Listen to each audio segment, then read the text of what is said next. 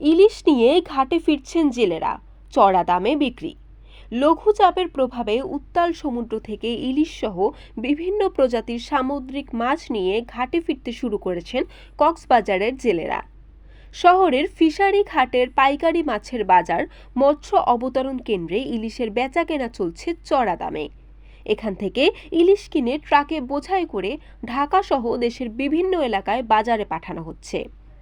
জেলেরা জানান, সাগরে লঘুচাপের কারণে ছোট আকারের নৌযানগুলো গভীর সাগরে যেতে পারছে না। এজন্য তারা সাগরের 70 থেকে 90 কিলোমিটার গভীরে গিয়ে মাছ ধরছেন।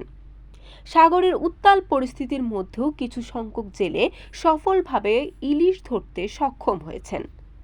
মৎস্য অবতরণ কেন্দ্রে পৌঁছানো ইলিশের স্তূপে 5,000-এরও বেশি ইলিশ দেখা যায়, যেগুলোর ওজন 700 থেকে 900 গ্রাম পর্যন্ত।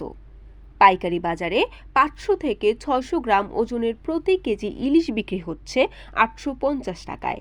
অন্যদিকে 700 থেকে 800 গ্রাম ওজনের ইলিশের কেজি 1,100 টাকা, 1 কেজি ওজনের ইলিশ 1,200 টাকা এবং 1 কেজির চেয়ে বড় ইলিশ বিক্রি হয়েছে প্রতি কেজি 1,400 টাকায়।